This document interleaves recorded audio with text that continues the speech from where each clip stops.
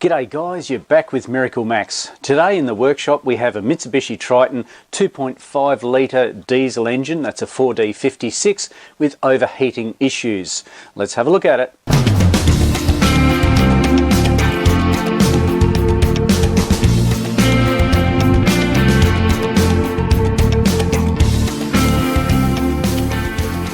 So the customer brought the vehicle into me after hours because it was overheating. He was travelling a reasonable distance and the check engine light was on. I'm not sure that I can reproduce it today, but I put the scan tool on it and found that it was low on coolant.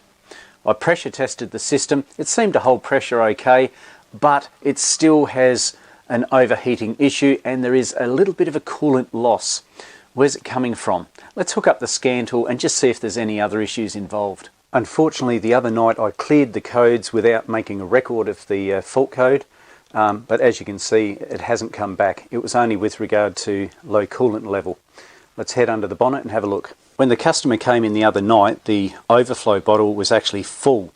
It was right up the top here, and in actual fact, you could see that it was spewing out coolant over the airbox area here, which indicates that there's pressure coming from somewhere. Let's have a look at the coolant level in the radiator. That's the most important part. Now I did ask him to keep it topped up and you can see it's actually quite low. So what's happening here? The customer left his vehicle overnight, so obviously there's no pressure in the cooling system. I've hooked up my coolant pressure tester just to see if there's going to be a rise in the pressure as it heats up. Obviously there's going to be some, but at this point I want to see how fast it's going to do it. You can hear that noise as well. That doesn't sound overly healthy, does it? But just have a look at the pressure tester, see what it does. And the engine's running quite rough too. And when I first started it this morning, there was quite a large amount of white smoke pouring out the exhaust. No pressure build up at this stage. But yeah, there's lots of white smoke coming out the exhaust. Okay, perhaps my gauge is a little high pressurized. But there's another trick that we can try to find out if the system is getting excessively pressurized at this point in time. We'll have a look. Alright, so using the coolant pressure tester didn't really give me the results that I was looking for. So I've made up a basic water trap over here. I've used the same fitting off my coolant pressure tester. Just make sure that there's a hole through the guts of it. There's no one-way valve or check valve in it, which there's not. I can see daylight through it. So pop him on there. Hook up a hose. And that goes into a jar of some description with water in it. So if any air bubbles come out or increase pressure, we'll see that through here, won't we? The goal is to keep an eye on those air bubbles and take a note of the consistency of them, and we'll do a few variations to see if we can adjust the amount of air bubbles coming out, and that'll give us a bit of a direction to where the fault may lie. Just give it a little bit of time. Right, so we're starting to see air bubbles there already, aren't we? We just keep an eye on the consistency of them. So there's a reasonable amount coming out, isn't there? Which really there shouldn't be any coming out at all. There shouldn't be any pressure build up to that extent in the cooling system.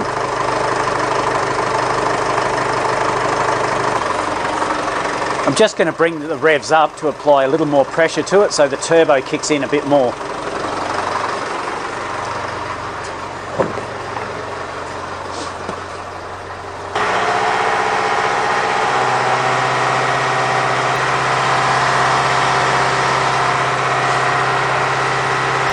That's round about the 2000 RPM. I've now got the vacuum hose going to the actuator or the wastegate going onto the turbo. I've disconnected that now, so let's see if that's going to make any difference to our bubbles. Just wait for it to stabilise a little bit. I know you probably can't see because a lot of the water's been drawn back into the system, but yeah, it doesn't appear to be many bubbles there at all, does there? Let's just bring the RPM up to 2000 and compare.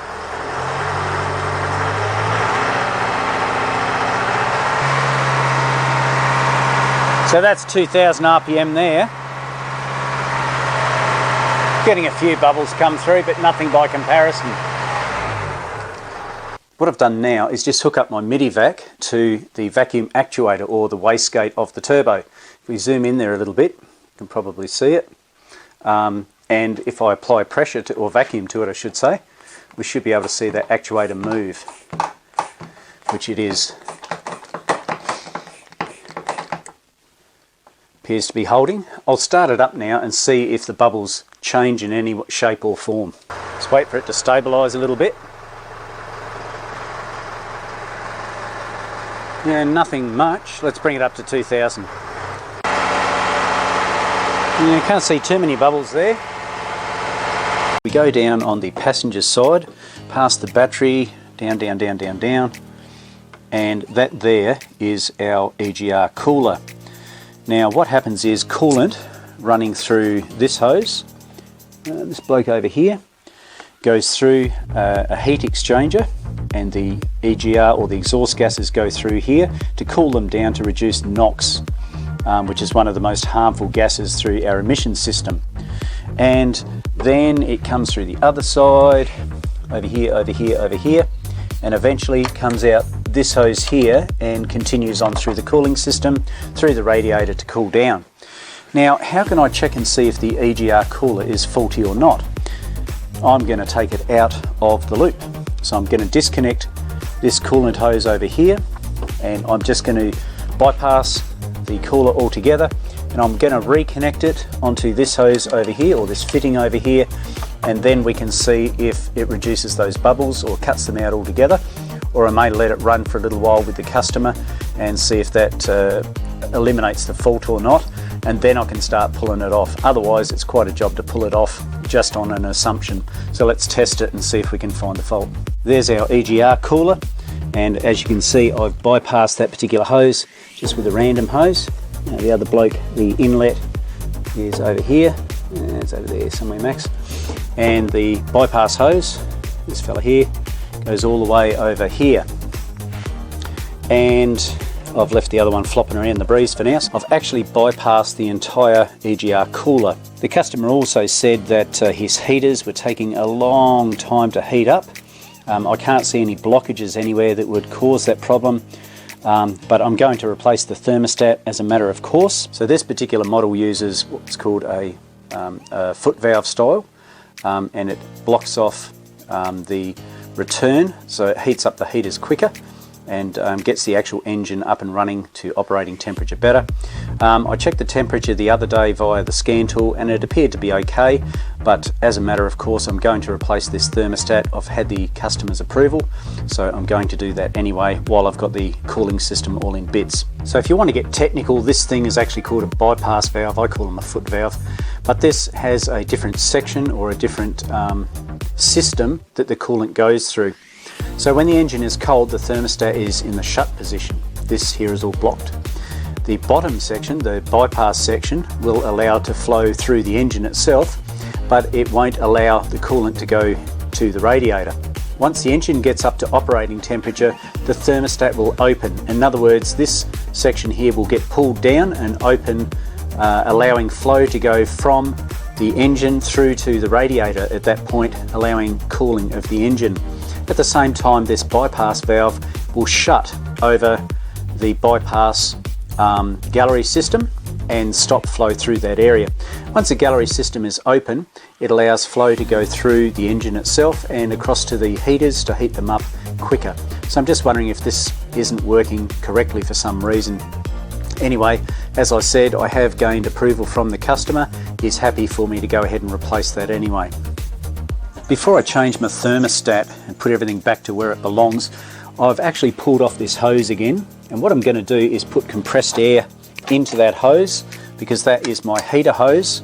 And so I'll just go up there, give it a bit of a hey-ho, a bit of a blast with compressed air, and because I've got everything off at the moment, it should just come out the other end. If there's any blockage or anything like that through the heater core, and keep in mind that you've got to turn on the heaters, you've got to have them open, otherwise you're just pushing up against the tap, and that's not good. Make sure that your heaters are turned on before you blast some compressed air through this hose. That'll come through here, go up that way, come through the return hose, and then it'll spew out the other side, probably come out the thermostat bypass, I would imagine. I just blasted through that heater hose as I mentioned, and that's what's come out. It's nice and clear, there's no mucky stuff, there's no blockage type material. It all looks good in my books, so I don't believe that there was a blockage in the heater core at all. So look, it seems to be heading toward that Egr cooler. Doing that bypass is going to be the only real way to test and see if that's solved the problem. And then I've spoken to the customer already about it, and then obviously we'll need to order one at some point and fit it. I've also gone ahead and back flushed the radiator itself, and as you can see there's no oil floating in there. There's a couple of air bubbles, but that's no big deal as a result of the air being pushed through from the shop air, but there's no oil floating around in there or anything like that. Keep in mind that the water will go to the bottom, oil will float on top, and would be able to see it quite clearly. But yeah, I'm happy that there's no water in the oil or oil in the water. I've checked that as well. And here's the oil filler cap. There's no sign of water in there. There's no milky substance. I've also, oh, excuse my grotty hands. I've also checked the dipstick. There's no indication of water getting into the oil. One thing to keep in mind when you're installing the new thermostat is that you position it correctly. And you're going, hang on a sec, what do you mean it's round? How can you get it wrong? Well, on the thermostats, a lot of the thermostats, they'll either have a little hole drilled, or in this case you can see what's called a jiggle valve.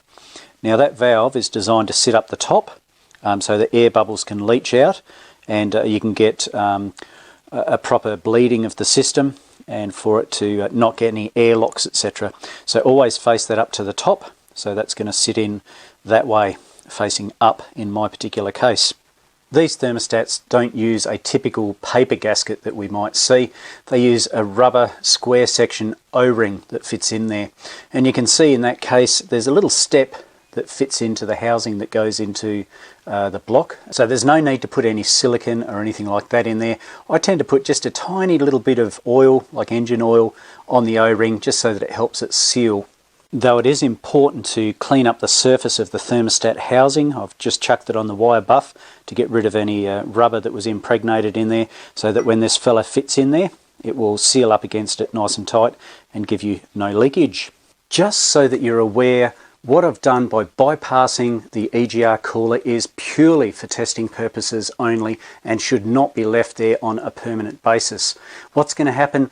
Well, I suggest if the Egr gases are not being cooled, it might bring on a check engine light. The NOx gases are going to go through the roof and may bring on a check engine light, but at least we know that that's what the problem is. I've now topped up the cooling system, done a visual check for leaks. I've just put in water for the moment because this, once again, as I said, is just for testing purposes only. So now I'm going to hook up my water trap again and see if we get any bubbles whatsoever. If we get no bubbles or relatively nothing coming through, then obviously our Egr cooler is at fault. As I'm sure you're aware, diesels take a fair while to heat up. That being said, we want the heat to come inside the cabin while the engine is warming up and it doesn't go through to the radiator. This is what I've got up on the scan tool at the moment. You can see radiator temperature sensor number 1 is 31 degrees, temperature sensor number 2 is 18 degrees. Inside the cabin I've got the heater on full, but we're still only hanging around about, I don't know if you can see that, around about the 14 degree mark. What's that, 14.7? It is slowly coming up, but hey, nothing brilliant at this point. But keep in mind the engine isn't even warm yet. As you can see in the radiator itself, it's still pretty damn cold. But more importantly, I can't see any air bubbles coming through. I'll hook up my little airlock in a while, but there doesn't appear to be any air bubbles coming through there for now. And as for white smoke out the back, yeah, it doesn't appear to be too much coming out, which is good. White smoke in excess could mean coolant coming through, which is what I predicted. But just for now, I'll let it warm up and then we'll do some further testing. I don't believe there's as many air bubbles as there was before, but I'm going to get the customer to drive it with the cooler disconnected. And if that solves the issue, if it doesn't spurt out the overflow tank, then we know that we've got it sorted and we can replace the Egr cooler. If it continues to play up, then we're going to have to look further, aren't we? And the heater now is up to temperature, so that's good. That's only because of it not getting warm enough as a result of the engine running colder. So maybe it's just the later model ones have a different thermostat rating on them compared to the earlier ones.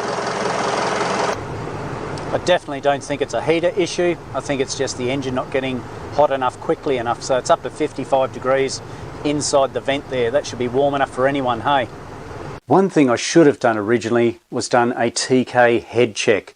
Now this stuff will change colour if we have combustion gases coming through the cooling system. So I should have done that originally. That would have still pointed me in the direction of either a Egr cooler fault or a head gasket. So let's find out if there is a combustion issue. One thing you must do first is remove some coolant from the cooling system so it doesn't get drawn into the TK head checker. I've put in some fluid up to the line, and all I do now is put it over my filler neck, and make sure the engine's hot, of course, and start drawing it through. So by now it should have changed colour if there was an issue. Looks okay to me, nothing's changed colour-wise, so that's certainly good news, isn't it? It appears some of these Tritons, later model ones, did have trouble with overheating, and they called it repetitive coolant evaporation.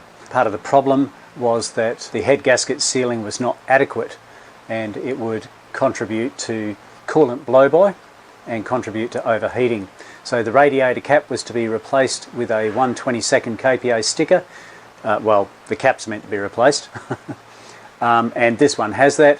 I must admit the coolant was pretty watery when I had a look at it, so I've done the 50% mix at the moment. I'm not sure about this one here, if the ECU has been reprogrammed or not, but it did come up with a check engine light to say low coolant.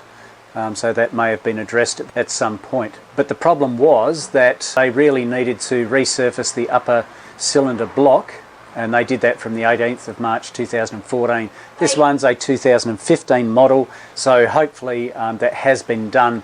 But we'll just have to put it back together. I've put in the correct amount of coolant, which is 50% mix, and also I'm just checking for coolant leaks at the moment. I'm back onto the Triton again to replace that Egr cooler. I've gone genuine in this particular case because I couldn't find any non-genuine quality parts that were available for this particular vehicle. So genuine only, lovely little package there. And yep, that's it guys. Unfortunately it's measured pretty high on the dollar-ometer in this particular case, but hey, you've got to use quality parts if you really want to fix the fault. It's no use getting the customer to come back again because you've fitted inferior quality parts. The good news is that it's been about a month since I looked at this vehicle last. Remember I put that bypass hose to cut out the Egr cooler. The customer has told me since that he's had no trouble with coolant loss, he's had no white smoke coming out the exhaust, and it seems to be running better. So, fingers crossed. No, not fingers crossed. We've diagnosed it. This is the next path that we have to take. So let's get it stuck on the vehicle and see if we've sorted this issue. So to get the ball rolling, I've removed the battery and the housing that holds it. The leads are out the road, and if you have a look you can see the Egr cooler there. Now this is the bypass hose that I put in. I made sure that it was cable tied out the road, nice and safe, but this is the fella here that we're going to remove. Got to pull off these pipes going onto my Egr valve, and this one over here, which goes from the exhaust side through here, through the cooler, into the Egr, into the inlet manifold. That's the path that it takes. So I've got a bit of work to do. I don't know how hard it is. I spoke to one of the apprentices that I have at the dealership, and he said they're a bit of a time-consuming thing, but it's got to be done. It's got to be done, hey? All right, so let's get into it. I pulled off the Egr as well as the piping that goes into the cooler, and just put that to one side. I'll show you what I mean. I've decided to pull off the Egr valve and the piping all in one. It was just a lot easier to do rather than try and get these two bolts off, which are 14mm by the looks. These four here are the same size, 14mm, and then these blokes here are about a 12mm. Okay, so undoing this here off of the inlet manifold here made it a lot easier, and of course then you've got the piping itself which goes onto the Egr cooler down here. The next job is a little harder to do, not that it's impossible, just a little harder to access. There's two bolts down here, the other side of the intercooler, and then it comes onto the head here, goes off to the other side, to the exhaust side of things. So there's two nuts here, all 12mm, and just a little harder to access, but that's almost off. Just for ease of access to these nuts that I mentioned down here, and down, where's the other fella? Yoo-hoo, there he is. I've just taken off the inlet pipe coming from the intercooler that goes onto the intake throttle body here. Just put that to one side, just take it off here, shove it to there. Now there's only a few bolts that hold this thing on, and I'm not going to pretend that I can show you too easily because hey, it's in a dodgy old spot. You can probably just see it. It's near that, see that cable, the earth cable. Where's the pointy thing, Max? Here he is. Alright, so, whoops. So you can see the earth cable that I'm pointing to with my light.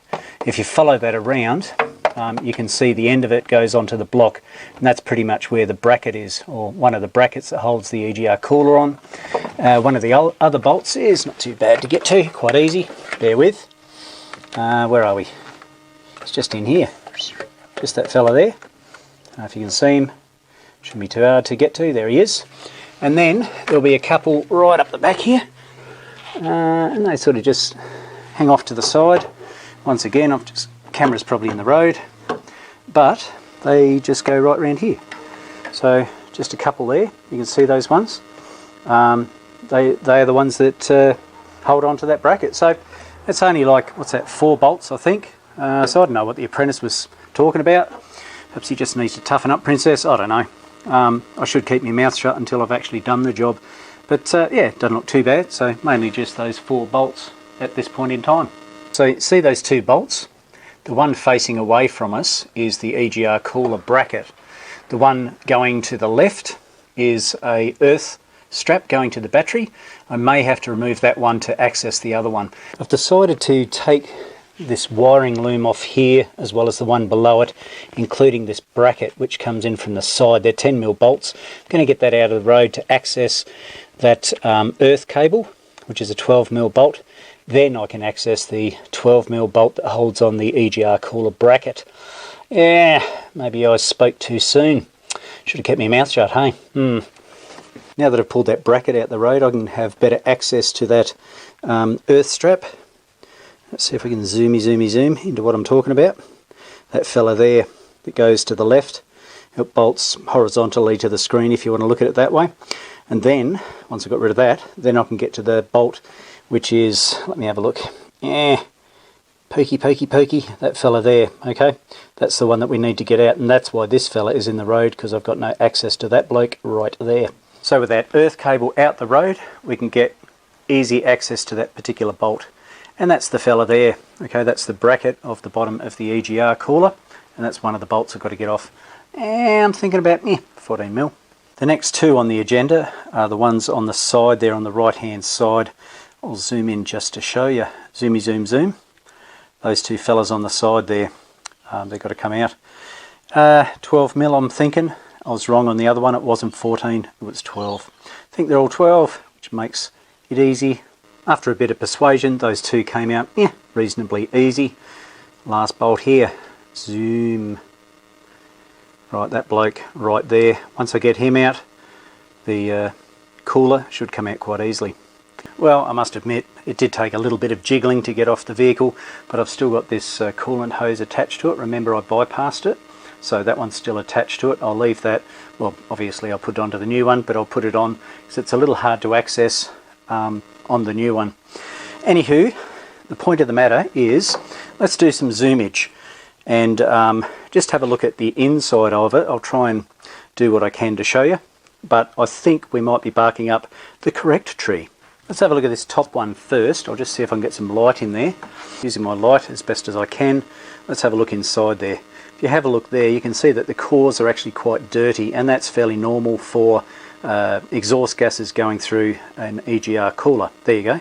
There's a bit better a view. Quite dirty. Let's go over the other side. Let's have a look in here. Where we go. There we are. Have a look how clean that is. Can you see it's clean? Sorry, I'm shaking it so heavy. Can you see how clean it is in comparison on that side? Because what happens is, as they split, the coolant comes through there, goes out to the exhaust system, and it leaves behind a clean residue on there, or washes it basically. So yeah, we might be right. Another thing that I do want to check, that I did on my last video, was check the surfaces of these fellas. So that one bolts there and there, and in one of my other videos, I'll put the link to it, these were out of square, or they weren't flat, and I had to file them flat. And I believe I'll have to do the same on this. If we have a look at this, you can see that it looks like there is leaking of some description. And I shall check that anyway on each one and make sure that they're in good nick.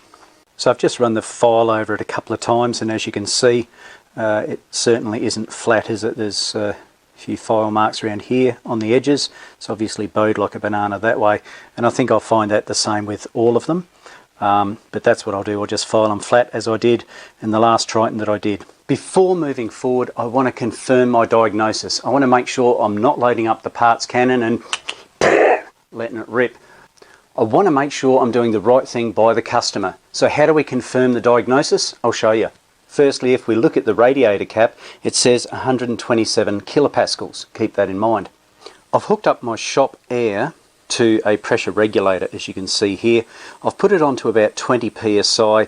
Look, 127 kilopascals is roughly about 18 psi, but I want to stress this thing out a little bit more, so just wind her up a fraction more to about 20. So keep in mind, I'm putting in 20 psi into my Egr cooler. What's the next trick? On the other end of my shop air, I've just hooked up a normal air line, but that goes into this hose over here, which goes into the Egr cooler hose.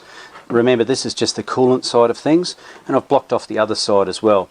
So when I put my 20 psi into here, it will stress this section over here, and I'm now going to dump it into water, and we should see air bubbles come out of one of these holes here. And one I prepared earlier, I'm calling it the tub of truth. In that goes. Hopefully, there we go, nice. Hook up my shop air and I should be able to see some bubbles coming out. Give it a little bit of time. It is at 20 psi. Ah, did you see that? Nice, excellent. So obviously it's a slight leak. When it gets hot, it's obviously going to be worse. So you saw the bubble come out there. That's a bit of an indicator that we have a water, or yeah, look at that, it's coming out everywhere now, isn't it? It's proof that the diagnosis was correct. That's what I like to hear when I'm trying to diagnose before I put on an expensive part. Make sure that I've diagnosed correctly. Excellent. So I'm almost there. I've got the Egr cooler in place.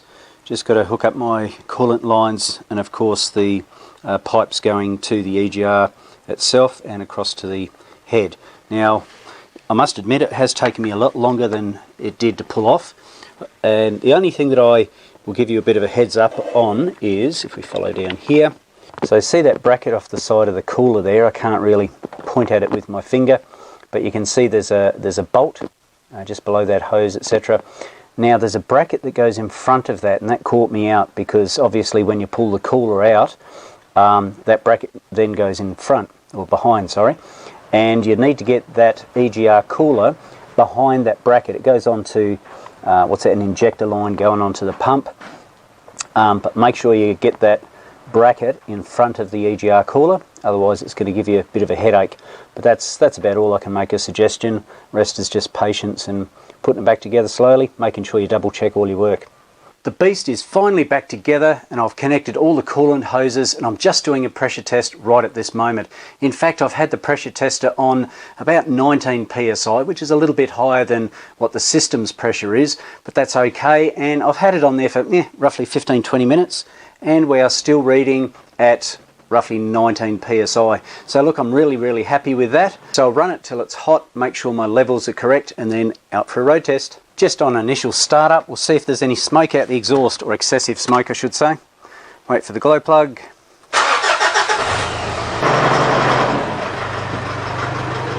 Well, it doesn't look excessive to me apart from the normal startup of a diesel. There's no big white cloud of smoke like there was before, so that's a good sign. I'm going to put the scan tool on it just in case any fault codes have been logged, then I can clear them before the road test. So I'm checking the fault codes with the new G-Scan 3. Oh, love the smell of a new scan tool in the morning. Even though, as you can see, there's quite a few fault codes listed down the side here, but I'm not concerned because they're all related to timeout. In other words, most of these systems aren't fitted on this particular vehicle. Very common with the Mitsubishi. They have all these timeout codes, but they're listed as either present or history, but you don't have to worry about those ones. They're all good. Okay, coolant's almost hot, time for a road test. While I'm in here, I've decided to have a look at live data to make sure that my EGR is working, because I disconnected that. Remember to pull it all apart. But we can see over here that we have, where are we? EGR, where are you, fella? There. Okay, so EGR is over there. Let's see if it moves when I accelerate. So you can see it's changing. So we've got EGR operation. So, yep, happy with that.